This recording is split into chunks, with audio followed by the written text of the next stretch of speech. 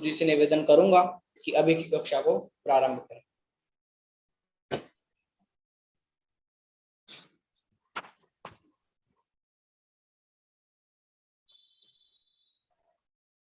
श्रीवर्धमानमर्हन्तं नत्वा बालप्रबुद्धे विरच्यते मितस्पष्ट संदर्भ न्याय दीपिका। पक्षपातो न मे वीरे न द्वेषः कपिलादिषु युक्तिमद्वचनं यस्य तस्य कार्य परिग्रह।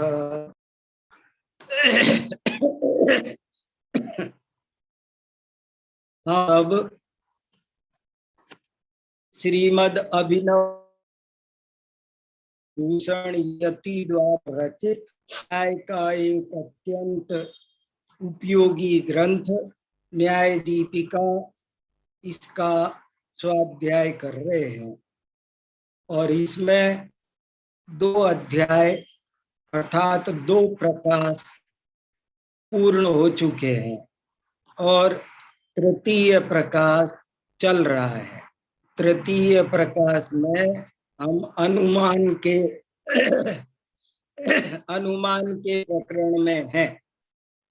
अनुमान का क्या स्वरूप है, अनुमान कितने प्रकार का होता है, अनुमान कैसे लगाया जाता है, अनुमान के कितने अंग होते हैं, अनुमान वाक्य क्या है, अनुमान के एक एक अंग का क्या स्वरूप है, इन सब चीजों की थोड़ी विस्तृत और विशद चर्चा कर रहे हैं जो बहुत ही ज्यादा उपयोगी है। हम लोग प्रत्यक्ष से 1% नहीं जान सकते, हम अनुमान से ही बहुत जानते हैं। केवल ज्ञानी प्रत्यक्ष से सब जानते हैं, लेकिन जितने भी श्रुत ज्ञान वे अनुमान से सब कुछ जानते हैं, वे अनुमान से सर्वज्ञ होते हैं। केवल ज्ञानी केवल ज्ञान से प्रत्यक्ष से सर्वज्ञ होते हैं। आप मीमांसा समंत भद्राचार्य ने और कुंदकुंदाचार्य प्रवचन सार में श्रुत ज्ञानी और केवल ज्ञानी में यही अंतर बताया है कि केवल ज्ञानी तो प्रत्यक्ष से सर्वज्ञ है और ज्ञानी परोक्ष से सर्वज्ञ है, अनुमान से सर्वज्ञ है। तो भैया ये अनुमान का स्वरूप एक दफे अगर हम लोग समझ जाएंगे तो निहाल हो जाएंगे, कृत्य हो जाएंगे। अनुमान का स्वरूप थोड़ा सा कठिन जरूर पड़ रहा है, आज तक कभी सुना नहीं है ना, इसलिए कठिन लग रहा है, लेकिन यदि हम समझेंगे तो बहुत सरल है और बहुत उपयोगी है। और इसको समझने के बाद जो आनंद आने वाला है, जो लाभ होने वाला है, तत्व ज्ञान की सारी गुत्थियां चुटकियों में सुलझ जाने वाली है। सारी चीजें आप ऐसा समझो जैसे कोई आदमी सिक्का बनाना चाहता था और उसको किसी ने सांचा दे दिया तो कितना लाभ हो गया। वो अपने हाथ से सिक्का बनाता था, एक सिक्के को बनाने में 1 महीना लगता था, और उसके पास सांचा आ गया तो वो हजारों सिक्के रोज बना लेता है। ऐसे ही जो इस अनुमान विद्या को जान लेगा, वो कोई भी कथन हो, कोई भी बात हो, कोई भी विषय हो, उसको चुटकियों में समझ जाएगा। उसे समझने की कला आ जाएगी, उसे समझने की कसौटी समझ में आ जाएगी। जैसे सोचना देखना हो तो एक एक सोने को देखना सिखाना पड़े तो कठिन काम है। हीरे को एक एक हीरे को परखना सीखना बहुत, लेकिन कसौटी हाथ में आ जाए तो सब समझ में आ जाता है। इसलिए इस अनुमान विद्या में थोड़ा सा मन लगाओ, थोड़े नोट्स बनाओ, थोड़ा चर्चा करो, आपस में चर्चा करो। मेरी समझ में नहीं आया, तुम्हारी समझ में क्या आया, ऐसे आपस में एक दूसरे से समझो, तब जाकर के ये अनुमान विद्या बहुत अच्छी समझ में आएगी। अनुमान किसे कहते हैं, परिभाषा तो याद करो। अगर परिभाषा याद नहीं हुई तो फिर शिकायत करना बेकार है। अनुमान समझ में नहीं आया ऐसे कहते हैं लोग। मैं उनसे पूछता हूँ अनुमान की परिभाषा। हम लोग आज जो अनुमान का में प्रयोग होता है ना, वो तो अंदाजा, मेरे अंदाजे, मेरे अनुमान से ऐसा है, अनुमान से बारिश आएगी, अनुमान से ये 10 किलो होगा, ऐसे के फेंकने का नाम, कुछ भी तुक्का फेंकने का नाम अनुमान नहीं है। अनुमान ज्ञान व्यवसायत्मक ज्ञान है, निर्णयात्मक ज्ञान है, पक्का ज्ञान है, 100% एक्यूरेट रिजल्ट देने वाला नाम है, अविसंवादी ज्ञान है, उसमें किंचित भी विसंवाद नहीं होना चाहिए। कितने सारे शब्द दिए आचे, व्यवसायत्मक, निर्णयात्मक, वादी, अव्यभिचारी, कितना अच्छा ज्ञान है, शब्द है अव्यभिचारी ज्ञान। अनुमान ज्ञान अव्यभिचारी होता है। अव्यभिचारी माने हमने कहा कि घड़ी तो घड़ी होना चाहिए, घट कहा तो घट हो, पट नहीं, पट कहा हो तो पट हो, घट नहीं, इसका नाम है अव्यभिचार। हम कहा घट और सामने है पट तो इसका नाम हुआ व्यभिचार। देखो तो सही, ज्ञान का व्यभिचार सबसे खतरनाक। लोक में कोई व्यभिचार करे आचरण संबंधी तो कितना बुरा माना जाता है, लेकिन यहाँ ज्ञान में व्यभिचार, हम ज्ञान का जन्म में हमको तत्व ज्ञान की प्राप्ति नहीं होने देता, ये बहुत खतरनाक है। इसलिए इसको ठीक से समझना है। अनुमान माने क्या? साधना साध्य विज्ञानम अनुमानम, साधन से साध्य का ज्ञान। देखो कितना बढ़िया शब्द दिया, सूत्र था ये। ज्ञान भी लिख सकते थे लेकिन ज्ञान नहीं लिखा, विज्ञान लिखा। विज्ञान माने विशिष्ट ज्ञान, नियम से ज्ञान, पक्का ज्ञान, निर्णयात्मक ज्ञान हो तो ही वो अनुमान है। यदि निर्णयात्मक ज्ञान न हो तो वो अनुमान नहीं है। और सारा का सारा अनुमान साधन और साध्य की व्याप्ति पर डिपेंड करता है। अब ये नया स्टेप ले जो हमने कल लिया, और ये समझना और जरूरी है। अनुमान व्याप्ति पर निर्भर है, साधन से साध्य का ज्ञान होना अनुमान है। तो कैसे होता है, साधन से साध्य का ज्ञान कैसे होता है? तो जैन आचार्य नैयायिक कहते हैं कि साधन में और साध्य में रिलेशन होता है, उस रिलेशन का नाम है व्याप्य व्यापक संबंध, उसका नाम व्याप्ति। व्याप्ति शब्द भी बहुत प्यारा है, आप थोड़ा सा शब्द को ही समझो तो समझ में आए।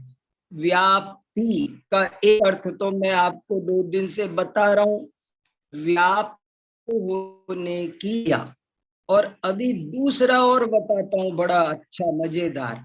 व्याप्ति, व्याप्ति माने वी प्लस आपति, व्याप्ति वी प्लस आपति, आपती प्राप्ति, प्राप्ति सब में उपसर्ग है। प्राप्ति और व्याप्ति में क्या फर्क है? कोई फर्क नहीं है, जरा सा खास फर्क है अंतर का। प्राप्ति में प्र उपसर्ग प्लस आपती है और व्याप्ति में वी उपसर्ग पूर्वक आपती है। विशिष्ट प्राप्ति होनी।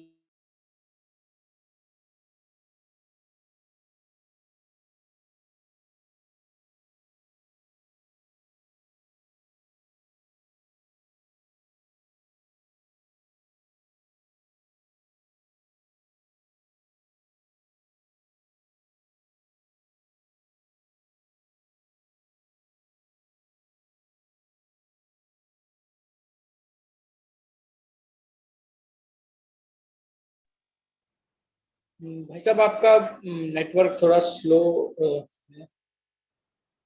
हैंग हो रहा है।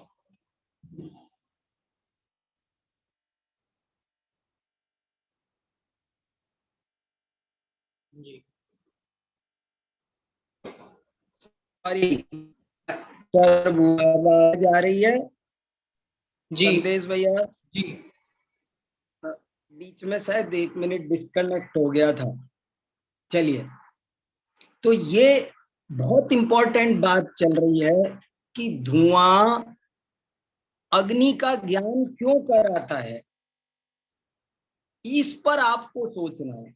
धुआं, मैं आपके सामने बहुत बड़ा क्वेश्चन मार्क रख रहा हूं। धुआं अग्नि का ज्ञान क्यों कराता है, और उसका उत्तर भी आप, ये 2-3 वाक्य भूलने लायक नहीं है। आप थोड़ी जो खास बात होती है ना, डिटेल को भले याद मत रखो, लेकिन जो सूत्रात्मक कथन होते हैं उनको याद रखो। क्या सूत्रात्मक कथन है? धुआं अग्नि का ज्ञान कराने वाला कैसे है? तो जैन आचार्यों ने उत्तर दिया, क्योंकि धुआं की अग्नि के साथ व्याप्ति है। धुआं अग्नि के साथ नियम से पाया जाता है, ये खास बात है। धुआं अग्नि के साथ नियम से पाया, व्याप्ति है, ये खास बात समझने की। और कोई कारण नहीं है। अब ये मैं तीसरा स्टेप उठा रहा हूं, और कोई कारण नहीं। देखो, बौद्धों ने तो ये कहा कि धुआं अग्नि का कारण इसलिए है क्योंकि वो उससे उत्पन्न होता है। वे तदुत्पत्ति ताद्रूप्य को व्याप्ति का कारण मानते हैं। मैंने दूसरे दर्शन की बात 1 मिनट को जरूरी समझ के बतानी पड़ी है। व्याप्ति, बौद्ध लोग तदुत्पत्ति और ताद्रूप्य हो, तादात्म्य हो, तभी व्याप्ति मानते हैं। वो कहते धुआं अग्नि का ज्ञान इसलिए करा रहा है क्योंकि वो अग्नि से उत्पन्न हुआ है। लेकिन जैन आचार्य कहते हैं उत्पन्न होने के कारण कोई चीज ज्ञान नहीं कराती है। अगर उत्पन्न होने के कारण कोई चीज ज्ञान कराए तो कल रविवार होगा, क्योंकि आज शनिवार है। तो क्या शनिवार से रविवार की उत्पत्ति हुई है? नहीं, ताद्रूप्य का भी कोई संबंध नहीं है। तदुत्पत्ति ताद्रूप्य के कारण व्याप्ति नहीं होती है। अंश अंशी संबंध के कारण होती है? नहीं, अंश अंशी संबंध भी नहीं है। धुआं और अग्नि में अंश, आत्मा और ज्ञान में अंश और अंशी संबंध भले हो, लेकिन ज्ञान आत्मा का निर्णय इसलिए नहीं कराता है कि वो उसका अंश है, बल्कि इसलिए कराता है क्योंकि ज्ञान और आत्मा में व्याप्य व्यापक संबंध है। ये एक बहुत ही जरूरी, बहुत ही अच्छी, थोड़ा जब तक आप स्वयं चिंतन नहीं करेंगे, स्वयं थोड़ा सा होमवर्क नहीं करेंगे, तब तक ये मूल मुद्दे की बात है वो पकड़ में नहीं आएगी। बहुत जोर दे के पहले भी कहा था, कल का हमने पूरा पैराग्राफ पढ़ा, और पहले जब तर्क का प्रकरण आया था इसी अधिकार में, तो 15 नंबर के पैराग्राफ में मैं पढ़ के सुना रहा हूं आपको। न्याय दीपिका 3रा अध्याय 15 नंबर का पैराग्राफ देखो, वहां व्याप्ति की क्या परिभाषा लिखी, वो भी सुनने लायक है। यही परिभाषा, साध्य साधनयोर गम्य गमक भाव प्रयोजको व्यभिचार गंध असहिष्णु। देखो, व्याप्ति असहिष्णु होती है। असहिष्णु समझ में आया? व्याप्ति को जरा सी भी गलती पसंद नहीं है। व्याप्ति 3 लोक 3 काल में घटित होनी चाहिए, उसे जरा सा भी व्यभिचार पसंद। व्यभिचार गंध, ये शब्द कितना प्यारा है रे बाप। व्यभिचार गंध असहिष्णु। व्याप्ति व्यभिचार की गंध को भी सहन नहीं कर सकती। व्यभिचार गंध असहिष्णु, वो व्यभिचार की गंध को भी सहन नहीं कर सकती। ऐसी यहाँ पर बहुत खास। आप जब भी, फिर सुनो एक बार, 2 मिनट और एक बात कह के आगे बढ़ता हूं, फिर आप लोग भले प्रश्न करना, चर्चा करना, तब ये चीज समझ में आएगी। जब भी हम कोई हेतु देते हैं, जब भी हम कोई साधन प्रस्तुत करते हैं किसी साध्य को सिद्ध करने के लिए, तो हमें ये भली भांति चेक करना चाहिए, अगेन एंड अगेन चेक करना चाहिए, उसकी परीक्षा करनी चाहिए भली भांति के साधन वही साधन होना चाहिए जो साध्य के बिना नहीं होता हो। साध्य के होने पर ही साधन को होना चाहिए। साध्य के बिना साधन को, हमें ऐसा साधन प्रस्तुत करना है जो साध्य के होने पर ही होता है, साध्य के बिना नहीं होता। और यही जो पॉजिटिव नेगेटिव है, इसी का नाम अन्वय व्यतिरेक। साध्य के होने पर, लाइन लिखी जा 3-4 बार लिखनी चाहिए, एक दृष्टांत लिखना चाहिए, 4-4 5-5 दृष्टांत लिखो। साध्य के होने पर ही साधन का होना, ये अन्वय है। साध्य के नहीं होने पर साधन को नहीं होना चाहिए, ये व्यतिरेक है। ये बिल्कुल बैठेगा तभी जाकर के साध्य बैठेगा। जहां जहां ज्ञान है वहां वहां आत्मा है, जहां जहां स्पर्शादि है वहां वहां पुद्गल है। ये बहुत साफ एकदम बात। हाँ बिल्कुल, यही तो मैं कह रहा हूं। आज संडे है, कल मंडे होगा। अब मंडे का हेतु संडे बना दिया, जबकि संडे और मंडे का आपस में कोई कनेक्शन ही नहीं है, लेकिन फिर भी एक कनेक्शन है, और उस कनेक्शन का नाम है व्याप्य व्यापक। ये आपने सैकड़ों तरह के संबंध सुने होंगे, व्याप्य ज्ञापक, वद्य घातक, द्योत द्यो, लेकिन ये एक अद्भुत संबंध है, इसका नाम है व्याप्य व्यापक। साधन हमेशा व्याप्य को बनाया जाता है। साधन हमेशा व्याप्य को बनाया जाता है, तभी वो अपने व्यापक की का गमक होता है। गमक, गमक माने ज्ञापक, वो उसको बताने वाला होता है। तो व्याप्ति कहो, अन्यथा अनुपपत्ति कहो, तथोपपत्ति कहो, अव्यभिचारी नियम कहो, ये सब पर्यायवाची शब्द है, और इनको बता बता कर आचार्यों ने व्याप्ति का संबंध बताया। और व्याप्ति में व्याप्य व्यापक की परिभाषा भी याद हो जाए तब आनंद होगा। व्याप्य किसे कहते हैं? जो व्याप्ति क्रिया का कर्म हो। कितना बढ़िया पढ़ा था ना हमने कल 75वें पैराग्राफ में, नहीं 75वां नहीं, सॉरी आगे खुल गया।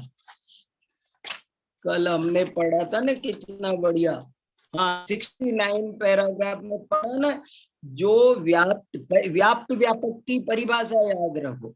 जो व्याप्ति क्रिया का कर्म है, वो व्याप्य है, और जो व्याप्ति क्रिया का करता है वो व्यापक है। ऐसा देखो, वाक्य बनाओ, अग्नि धूम को व्याप्त करती है।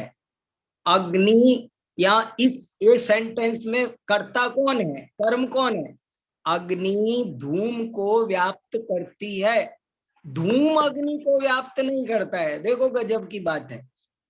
आत्मा ज्ञान को व्याप्त करता है, ज्ञान आत्मा को व्याप्त नहीं करता। ये एक गजब की बात है। सब पुद्गल, अमुक वस्तु पुद्गल है क्योंकि इंद्रिय ग्राह्य है। तो ये जो इंद्रिय ग्राह्यत्व नाम का हेतु है ये व्याप्य है। जो जो इंद्रिय ग्राह्य है वो पुद्गल है। ये अन्वय, जो जो इंद्रिय ग्राह्य है वो पुद्गल है। ऐसे आपको व्याप्य व्यापक लगाना अगर आ गया, थोड़ी मेहनत, थोड़ी सी प्रैक्टिस, लेकिन इसके बाद में आप जो भी बोलेंगे सोना बोलेंगे, जो भी आप सोचेंगे वो सोना सोचेंगे। आपका चिंतन, आपका कथन बहुत ही प्रामाणिक होगा, और जैसी वस्तु की स्थिति है, जैसा वस्तु का स्वरूप है वैसा ही होगा। तो हमने पैराग्राफ 69 पढ़ लिया था। अब आज मैं पैराग्राफ नंबर 70 पढ़ रहा हूं, और 70, 71 इस व्याप्ति को समझाने के लिए ही है। और ये भी एक दूसरा उदाहरण दे रहे हैं, बस कोई खास नई बात इस उदाहरण में 70वें पैराग्राफ में कोई नई बात नहीं बताई जा रही है। 70वां 71वां 2 पैराग्राफ है, तो मैं ये दोनों अभी आपके सामने पढ़ूंगा, और इसमें नई बात नहीं बताई है, लेकिन एक दूसरा उदाहरण से उस चीज को और स्पष्ट किया गया है। तो हम पढ़ते हैं।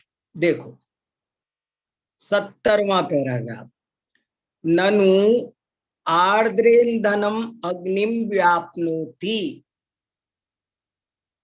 ननु, ननु माने शंका। यहाँ शंकाकार कोई शंका कर रहा है, श्रोता एक प्रश्न प्रस्तुत कर रहा है।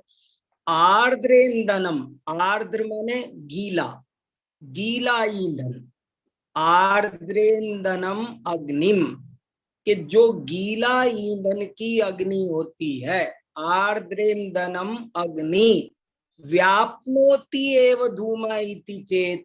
बोले साहब, अग्नि भी धूम का ज्ञान करा सकती है, बशर्ते वो गीले ईंधन की अग्नि हो। देखो घुमा दी बात को श्रोता ने। धुआं की अग्नि के साथ व्याप्ति है, जहां जहां धुआं होता है वहां वहां अग्नि होती है। लेकिन ये शंकाकार क्या कह रहा है, साहब अग्नि भी यदि गीले ईंधन की हो तो उसकी धुआं के साथ व्याप्ति है। गीले ईंधन की अग्नि जहां जहां होगी, जहां जहां आर्द्रेंधन अग्नि होगी, आर्द्रेंधन अग्नि, आर्द्र माने गीला, गीली लकड़ी से कोई अग्नि होगी तो क्या होगा, गारंटी से धुआं होगा। तो वो बोले गीले ईंधन की अग्नि हो तब तो साहब वो तो फिर धुआं का भी ज्ञान करा देगी ना साहब। ऐसा प्रश्न पूछा है, तो उत्तर कितना बढ़िया दिया, ओम इति ब्रूमहे। बहुत बढ़िया उत्तर है, ओम इति ब्रूमहे, ये तो हमें मंजूर है। ओम माने स्वीकृति। जब हमको कोई भी चीज स्वीकृत होती है तो संस्कृत में बोलने के लिए कितना अच्छा शब्द है। हम क्लास में बोलते थे, गुरुजी अटेंडेंस बोलते थे, तो हमारा नाम आता है वीर सागर, तो हम कहते ओम। ओम माने हमें स्वीकार है, ओम माने स्वीकार है, हमको स्वीकार है। ओम इति ब्रूमहे, ब्रूमहे क्या है, लट लकार उत्तम पुरुष बहुवचन, वयम ब्रूमहे। अरे क्या बात कर रहे हो भैया, गीले ईंधन से जो अग्नि होती है वो धुआं को व्याप्त करती है, इसमें हमको कोई आपत्ति नहीं है। गीले ईंधन की अग्नि की तुमने स्पेशल बात लेकर आए, और इसमें हमको आपत्ति नहीं है।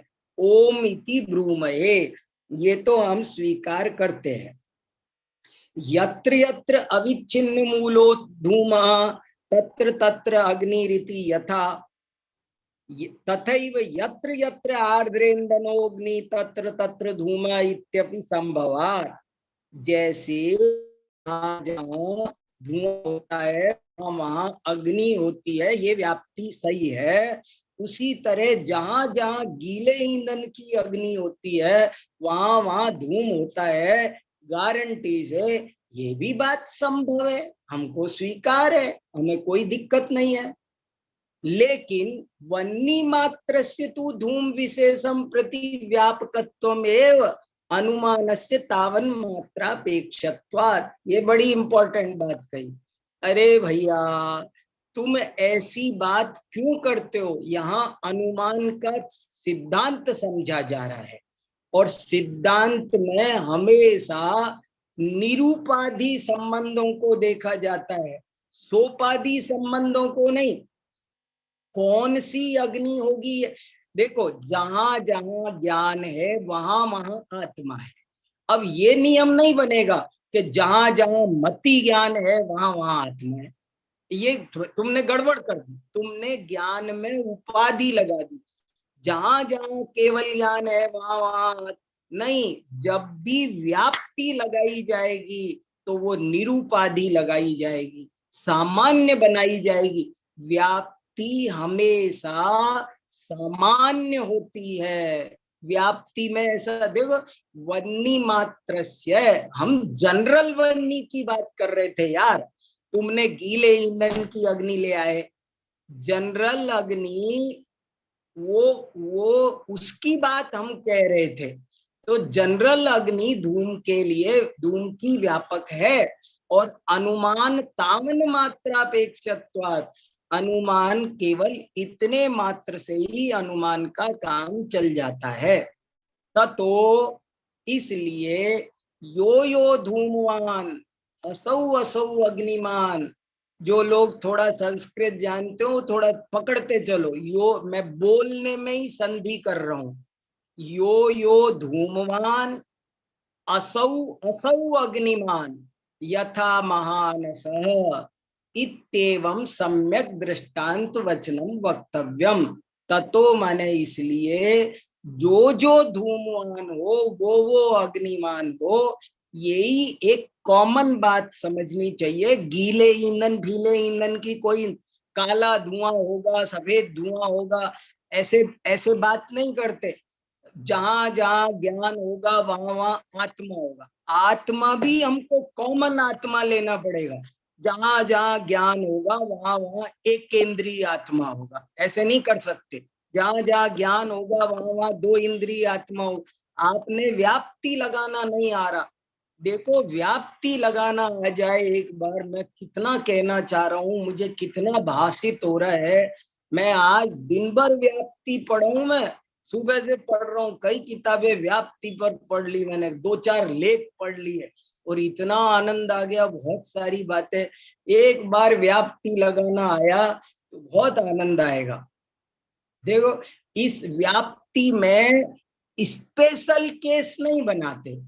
जहां जहां मति ज्ञान होगा वहां वहां आत्मा होगा। व्याप्ति गलत लगा दी तो कैसी सही होगी? जहां जहां ज्ञान होगा वहां वहां आत्मा होगा, ये सही है। ऐसे ही आत्मा को भी स्पेशल नहीं बना सकते। जहां जहां ज्ञान होगा वहां वहां एक इंद्रिय होगा, वहां वहां दो इंद्रिय आत्मा होगा, वहां वहां सिद्ध आत्मा होगा। ऐसे ऐसे आत्मा का सविशेषण आत्मा नहीं चलेगा, निर्विशेष आत्मा चलेगा। क्योंकि अनुमान में ये बहुत अच्छी लाइन है, अनुमानस्य तावन मात्र अपेक्षत्वात्, अनुमान में इतना मात्र ही अपेक्षा होती है, जनरल नियम बनाया जाता है। ततो यो यो धूमवान असौ असौ अग्निमान यथा महानस इत्येवं सम्यक दृष्टांत वक्तव्यम। इसलिए जो धूमवान है वो अग्निवान है जैसे कि महानस, ऐसा सम्यक दृष्टांत का वचन ही बोलना चाहिए। विपरीत वचनम तू दृष्टांत भाषा। अगर आपने इसका उल्टा बोल दिया, नहीं गीली, हम तो गीली अग्नि की बात कर रहे थे, तुम्हारे मन की किसने जानी क्यों कर रहे थे गीली अग्नि की। यहाँ पर विपरीत वचन यदि तुम बोलोगे तो वो दृष्टांत नहीं होगा, फिर वो दृष्टांताभास होगा। विपरीत वचनम तू दृष्टांताभास एव इति अयम असम्यक वचन रूपो अन्वय दृष्टांताभास। ये अन्वय दृष्टांताभास हो जाएगा अगर तुम विपरीत बोल दोगे तो। दृष्टांत को सम्यक बोलना है, विपरीत नहीं बोलना है। व्यतिरेक व्याप्तौ तु व्यापकस्य अग्नेरभावो व्याप्य, व्याप्यस्य धूमस्य अभावो व्यापक।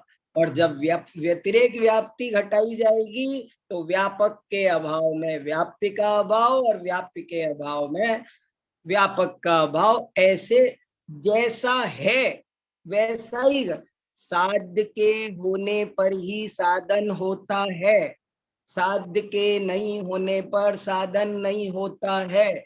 ऐसे ही घटाओगे तब सही अन्वय व्यतिरेक है, और विपरीत घटा दिया तो व्याप्ति गड़बड़ हो गई, और उदाहरण दे दिया तो वो उदाहरण उदाहरणाभास हो गया, दृष्टांताभास हो गया।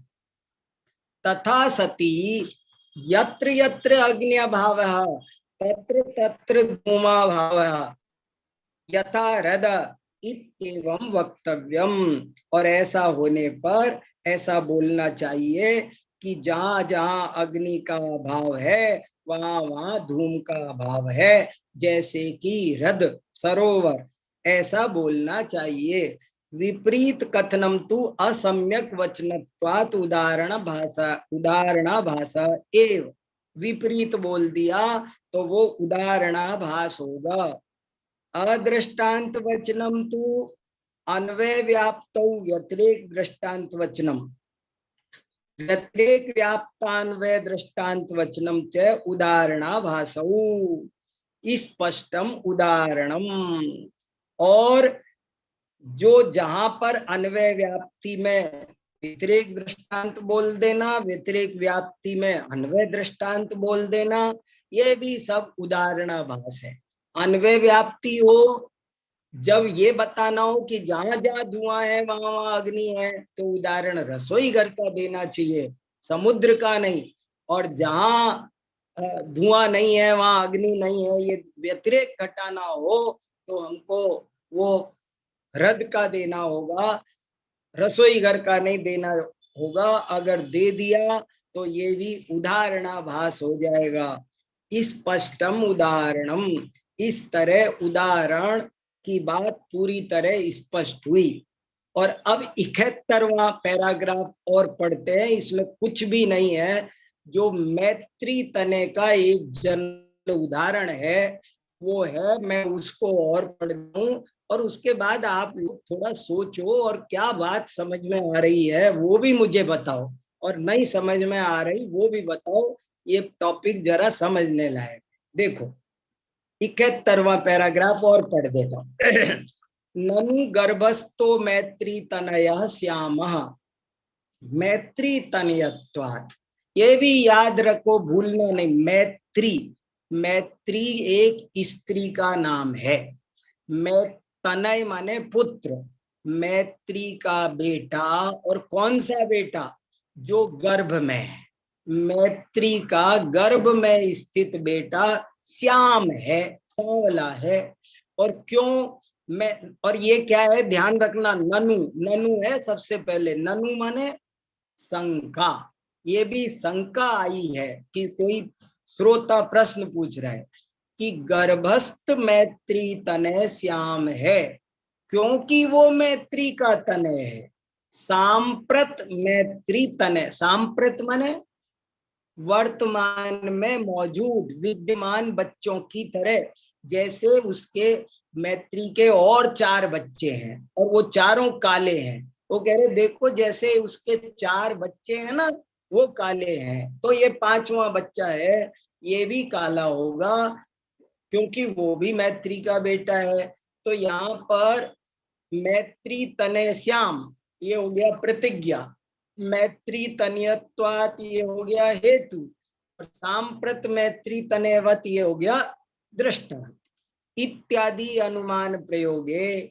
इस अनुमान के प्रयोग में पंचसु मैत्री तनयेषु अन्वय दृष्टांतेषु, 4 नहीं 5 बच्चे बाहर है, पंच लिखा न, पंचसु मैत्री तनयेषु अन्वय, 5 मैत्री के बच्चे हैं वो अन्वय दृष्टांत है।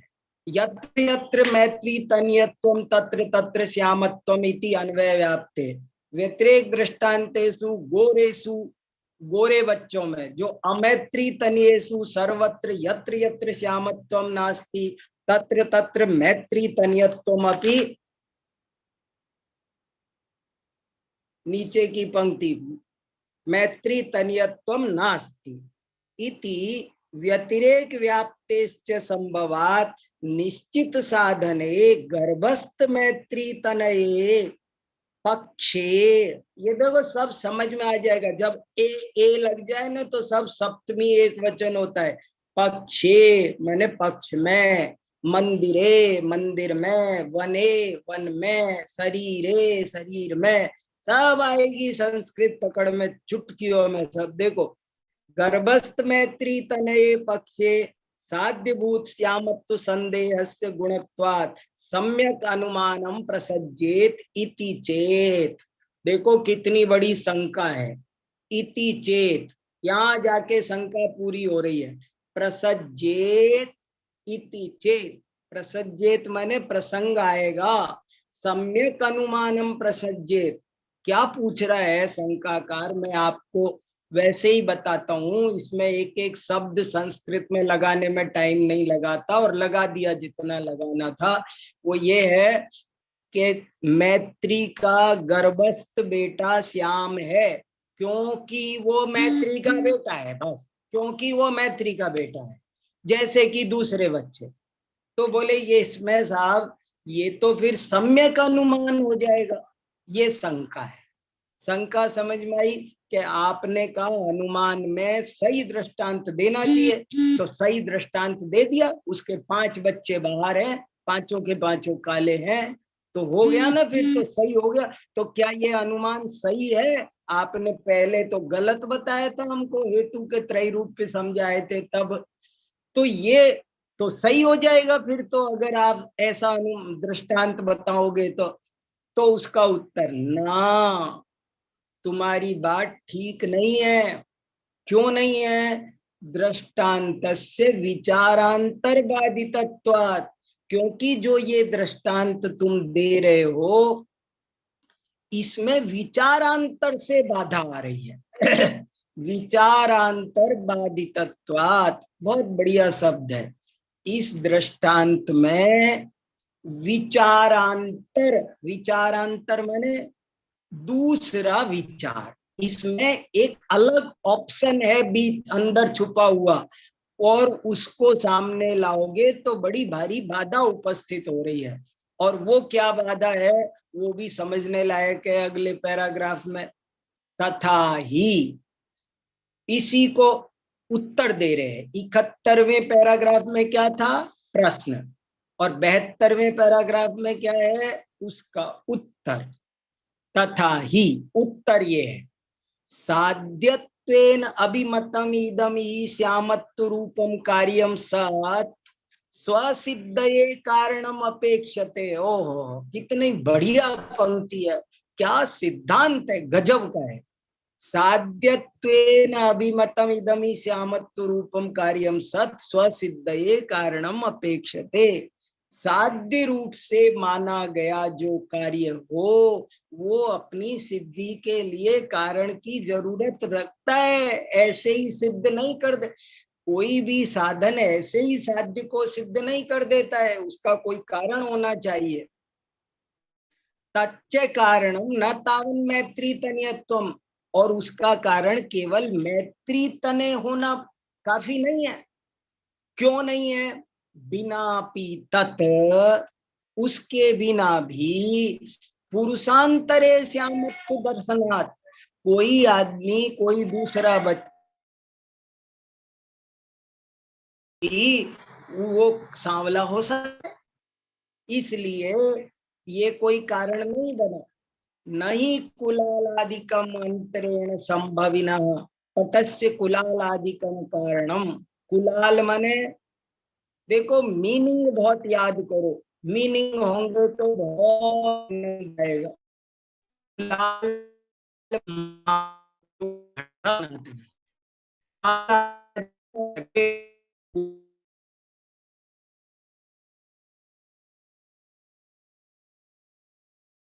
अंतरेण कुलाल आदि के बिना, कुल माने कुमार आदि के बिना पट बन जाता है। घट को कुलाल आदि चाहिए, घट को कुलाल आदि चाहिए, लेकिन पट को कुलाल आदि नहीं चाहिए। कुमार घट बना सकता है।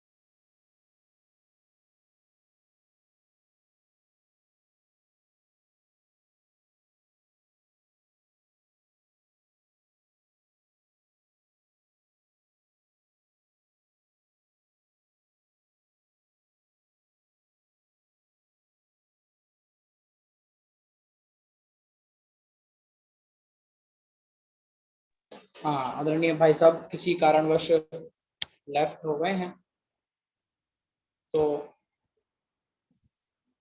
उनका किसी कारणवश नेटवर्क उनका डाउन हो गया है।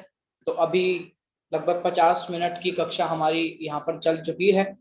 तो अभी की कक्षा को हम यहीं विराम देंगे। आपके कोई प्रश्न हो तो आप लिखकर भी हमारे पास भेज सकते हैं, और अगली कक्षा में भी आपको पूछने का मौका मिलेगा। तो अभी की कक्षा को हम यहीं विराम देते हैं जिनवाणी स्तुति के माध्यम से। उदाहरणाभास का स्वरूप हमारा चल रहा है, इसी को अगली कक्षा में कंटिन्यू करेंगे। निज निधि निज में बताई, यह अनंत उपकार है। उसके लिए जिन वाणी माँ को वंदना शत बार है। सभी को सादर जय जय।